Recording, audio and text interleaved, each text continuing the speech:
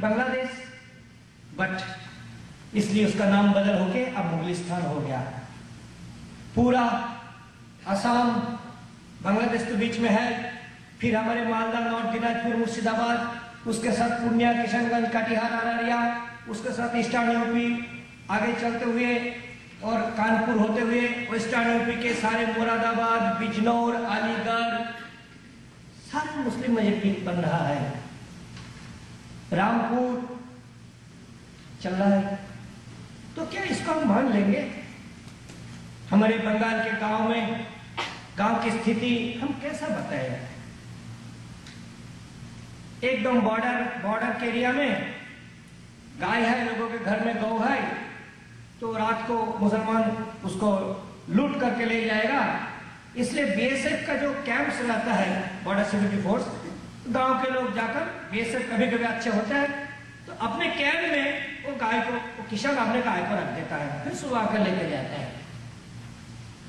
तो मुसलमान कहता है कि टाका राख भी बैंक के, गोरू राख भी कैंप पे, मतलब तो पैसा तो रखेगा बैंक में, हिंदू से कहता है, और तरह गौ रखेगा कैंप में, बीएसएफ का कैंप में, बहू कहाँ रखेगा? बहू यानी पत्नी को। बांग्ला में कहते हैं टाका राख भी बैंक के, गोरू राख भी कैंप पे, बहू को थाई राख भी, तेरे बीबी को कहाँ रखेगा तुम? इसलिए हिंदुओं को एग्रेसिव होना, इसका कोई अल्टरनेटिव नहीं है। हमें पढ़े लिखे लोग, बुद्धिजीवी एलिट क्लास, उनके उपदेश पर अगर डिपेंड करके रहना पड़ेगा तो हमें दोबारा देश छोड़ना पड़ेगा, जिसके लिए हम तैयार नहीं है। हम हिंदुओं में एक नई हिंदू युवा में मुझे पता है कि जो एजेड पर्सन है उनको दिमाग का कुछ बदल मैं नहीं कर सकता हूँ, इसलिए हिंदू युवाओं में हम ये सोच कि भाई अब पीछे नहीं हटना, इसको हमें लड़ाई को आगे बढ़ाना है, लड़ाई लड़ना है, यह हम कर रहे हैं। आपसे छोटा सा एक संस्मरण मैं शेयर करना चाहता हूँ।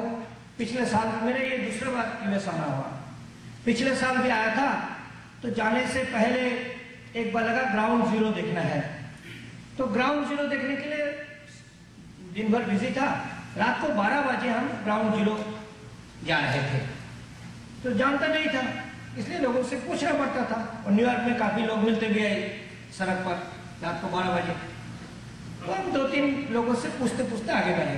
फिर लास्ट में एक कॉर्नर पे 2 ही व्यक्ति खड़ा था, एक थोड़ा हाइट ज्यादा, एक थोड़ा मिडिल हाइट का, तो हमने पूछा शीशा उतर के कि वेयर इज ग्राउंड जीरो, तो उसने बताया जस्ट 2 blocks अवे, बोला थैंक यू। फिर एक ने बताया जिसका थोड़ा मिडिल हाइट, उसने बताया आर यू मुस्लिम, मुझे पूछा, तो मैंने थोड़ा जोश से बोला नो, ऐसा बोला, मुझे बताया व्हाई नॉट, मैं हैरान हो गया। फिर उन्होंने गाड़ी चल दिया था और मुझे अंग्रेजी तुरंत कुछ रिएक्ट करने का उतना अंग्रेजी भी आता भी नहीं है, तो मैं हैरान हो गया कि फिर मैंने पूछा कौन है भाई, तो बताया चेहरे से लगता है कि वो कोई टर्की मुस्लिम होगा, इट इज गेस ओनली, लेकिन द फैक्ट इज कि one person is telling why not. Ground zero से बिल्कुल नजदीक खड़ा होकर रात को 12 बजे एक मुसलमान ऐसा कह रहे हैं।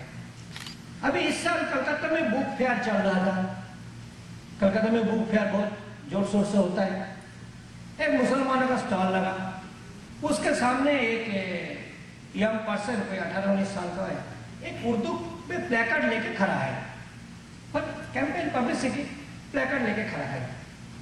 तो हमारे कार्यकर्ता जा रहे वहां गया, बोले भाई क्या लिखा है इसमें, मतलब ऐसे ऐसे किताब का कोई प्रचार है बारे में है।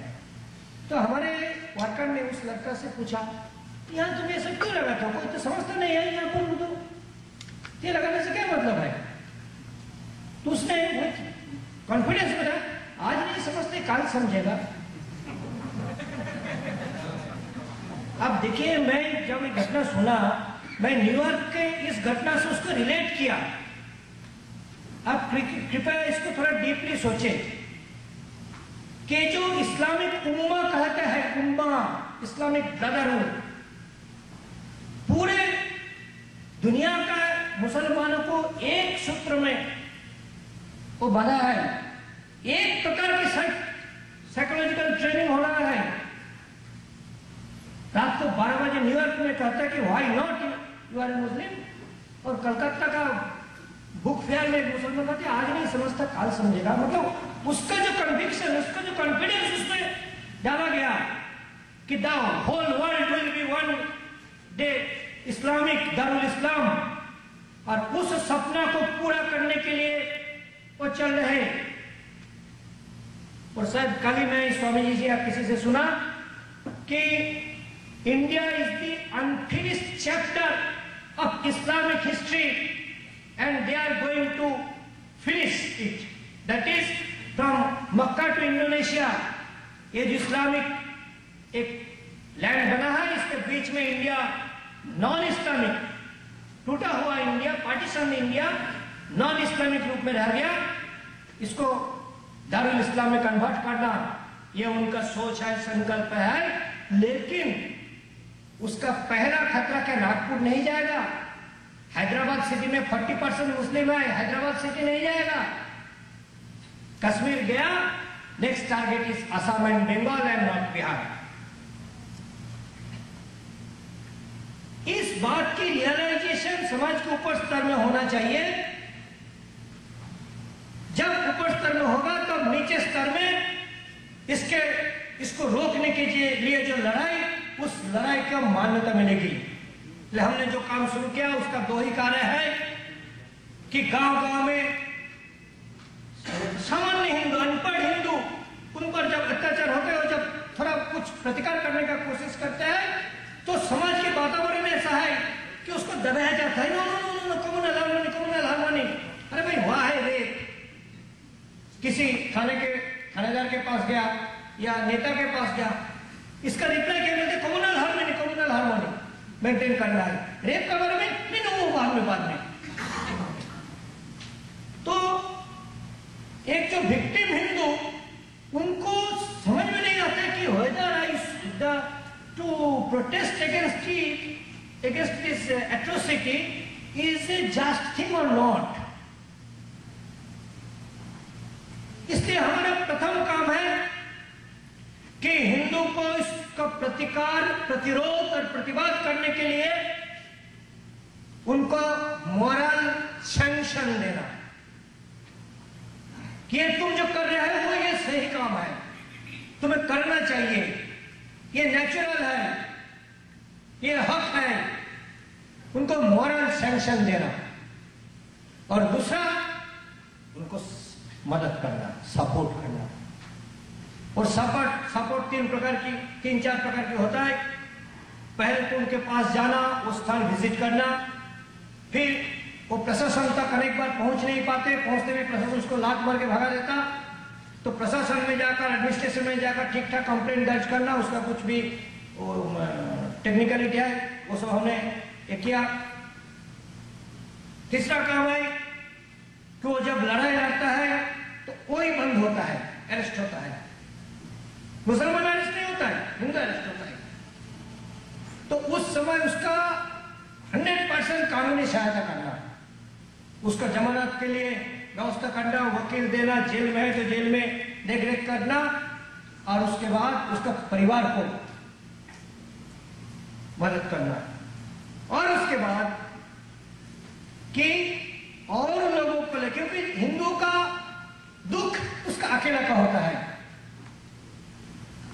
हमारा काम इतना है कि एक हिंदू महिला पर रेप हुआ है, अत्याचार हुआ है, तो उस एरिया के 500, 1000, 2000, 5000 हिंदू की इकट्ठा करके प्रोटेस्ट करना, रोड जाम करना, और उसका कुछ न कुछ प्रतिकार कराना।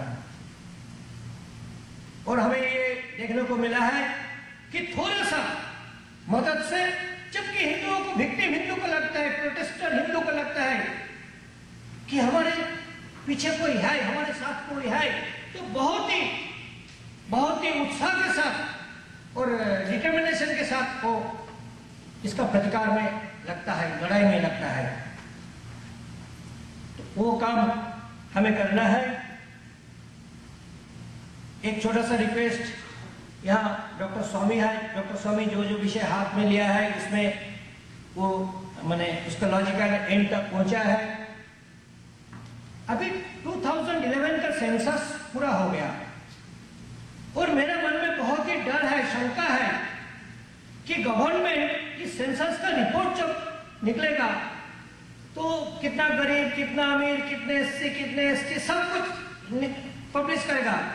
केवल रिलीजियन बेसिस शायद पब्लिश नहीं करेगा, उसका सप्रेस करेगा और हिंदू को समझ में नहीं आया, पता नहीं चलेगा कि खतरा कितना नजदीक आ गया है।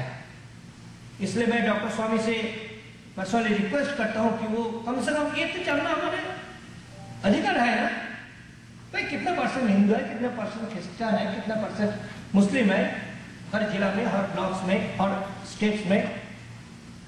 और ये सप्रेस करने का तो कोई सरकार को अधिकार तो नहीं है, लेकिन सरकार करेगी। इसलिए और हमारे देश के जो प्रधान विपक्षी पार्टी है वो भी इसमें दबाव नहीं डालेगा, ना पब्लिसिटी, वो भी दबाव नहीं डालेगा। इसलिए जो काम पार्टी को करना चाहिए नहीं करता है, डॉक्टर स्वामी करते हैं, तो मैं डॉक्टर स्वामी से इस विषय में रिक्वेस्ट करता हूं कि ही compel our Indian government to publish the demographic statistics like early decades. Bangladesh में ग्रेटर बांग्लादेश बनाने की साजिश और प्रचार जोर शोर से चल रहा है। हिंदुस्तान में लोगों को पता नहीं है कि जमीनी स्थिति का एक छोटी सी घटना का मैं जिक्र करना चाहता हूं। मयमन सिंह में हमारे कलकत्ता से हमारे कार्यकर्ता उसके रिलेटिव के घर गया है, मौसी के घर गया है। अब जानते हो ईस्ट बंगाल वेस्ट बंगाल में काफी मिंगलिंग और यातायात है, विथ पासपोर्ट विदाउट पासपोर्ट दोनों चलता है। मैं खुद 8 बार बांग्लादेश गया हूँ, उसमें 2 बार बिना पासपोर्ट गया हूँ और अभी पासपोर्ट लेके जाता हूँ। तो अभी हमारे कार्यकर्ता युवा लड़का गया था, उसका मौसी वहां पर थोड़ा अमीर है, कुछ फैक्ट्रीज वगैरह है और वहां मुसलमान गुंडों को हर महीना 20,000 रुपया वो सिक्योरिटी मनी देता है। वहां का 20,000 रुपया, वहां का